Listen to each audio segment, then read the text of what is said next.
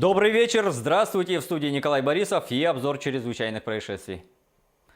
В Ленском районе мошенники обманули бабушку, притворившись ее одноклассницей. 70-летняя пенсионерка зарегистрирована в социальной сети «Одноклассники», где она общалась про огород и делилась советами по ведению хозяйства. Одна из виртуальных знакомых сообщила, что банк подарил ей 2000 рублей за использование его услуг и сказала, что выдаются они при заполнении заявления, и поручилась помочь нашей пенсионерке.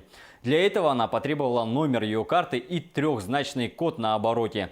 Будучи уверенной в порядочности своей подруги, пенсионерка с радостью отправила ей все данные в ожидании легких денег.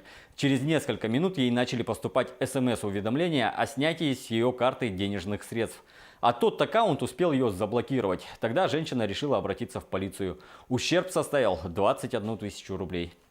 49 тонн лосося и красной икры выявили правоохранители Камчатского края у браконьеров. Они держали замороженного лосося в специальных мешках. Там же на складе правоохранители обнаружили 300 килограмм красной икры. Нелегалы подготовили 13 кубоконтейнеров с деликатесом. Ни одна из вышеперечисленных продукций не имела каких-либо документов, разрешающих рыбный промысел и маркировок. Сейчас специалисты выясняют, кто причастен к незаконному вылову ценнейших промысловых видов рыб. Возбуждено уголовное дело.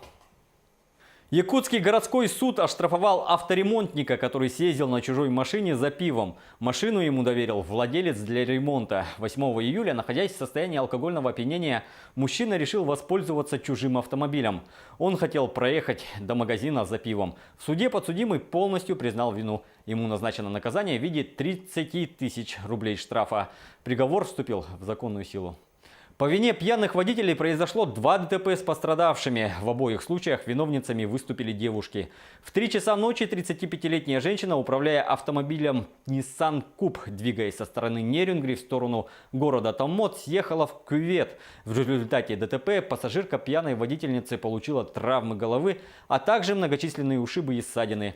У женщины-водителя помимо таких же травм был выявлен перелом ребра. Выяснилось, что права женщина получила 4 месяца назад, а села за руль после посиделок с пивом. Полиция уточняет, что только благодаря ремням безопасности удалось избежать трагедии. Также на Покровском тракте опрокинулась 46-летняя женщина близ столицы республики. Прав она не имела и от дачи объяснений отказалась. Водитель, обматеривший пассажиров за замечание о курении, скорее всего, будет уволен. Об этом сообщил директор МУП ЯПАК Сергей Максимов редакции News.kt.ru. По его словам, в предприятии будет проведено служебное расследование. Водитель, который не умеет сдерживать свои эмоции, будет уволен.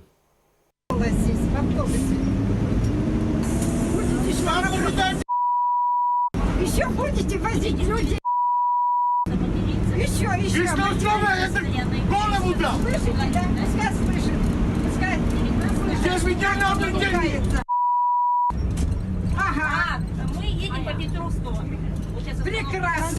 С 1 по 8 сентября в Средиземном море пройдут учения военно-морского флота и военно-космических сил России. Как рассказали в Министерстве обороны, в них примут участие 25 кораблей и 30 самолетов. Участники учений отработают задачи по противовоздушной и противоподводно-диверсионной обороне, а также противоминному обеспечению. В Минобороне отметили, что районы проведения учения заблаговременно будут объявлены опасными для судоходства и полетов. Ранее глава Минобороны Сергей Шойгу рассказал о предстоящих в сентябре стратегических учениях «Восток-2018». Он назвал эти маневры крупнейшими в новейшей истории России. В учениях будут задействованы около 300 тысяч военнослужащих, более 1000 самолетов и вертолетов, корабли и подлодки Тихоокеанского и Северного флотов, практически полностью воздушно-десантные войска. В воскресенье в столице Якутии пройдет республиканская патриотическая акция «Зажги свечу», посвященная Дню солидарности в борьбе с терроризмом. Эта памятная дата была установлена в 2005 году федеральным законом о Днях воинской славы России и связана с трагическими событиями в Беслане в сентябре 2004 года. Окружная администрация Якутска приглашает всех желающих присоединиться к акции. Сбор участников и раздача свечей начнется в 18 часов у памятника Алексею Кулаковскому на площади Дружбы народов. Голодные камни, страшные свидетельства прошлых засух, стали обнажаться на берегах европейских рек, рассказывает Алена Островская. Плачьте, увидев меня. Эта фраза наводила ужас на фермеров прошлых столетий. Страшные слова предвещали неурожай и голодную зиму. Дело в том, что такие камни обнажались лишь при засухе, когда уровень воды в европейских реках сильно понижался. Они должны были предупреждать людей о том, что им предстоит серьезно затянуть пояса. И вот этим аномально жарким летом голодные камни стали вновь открываться взором. Один такой показался на берегу Эльбы, в районе чешского города Дечин, примерно в 100 километрах от Праги. Завсегдатаи этих мест с удивлением обнаружили непривычную деталь пейзажа. Мы много лет ездим сюда, но никогда не видели голодный камень. И вот он перед нами. Правда, не знаю, хорошо это или плохо.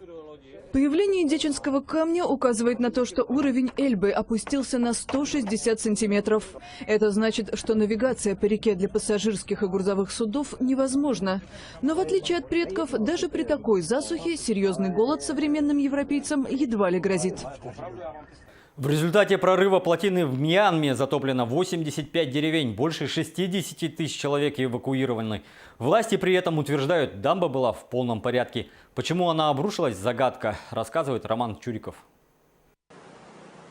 Поток воды в районе дамбы Свар, неподалеку от столицы Мьянмы, начал спадать. Но это слабое утешение для десятков тысяч местных жителей. 85 деревень, находившиеся неподалеку от плотины, полностью затоплены. По сообщениям местных СМИ, количество эвакуированных людей превысило 63 тысячи человек. 35-летний фермер Тида теперь опасается голода.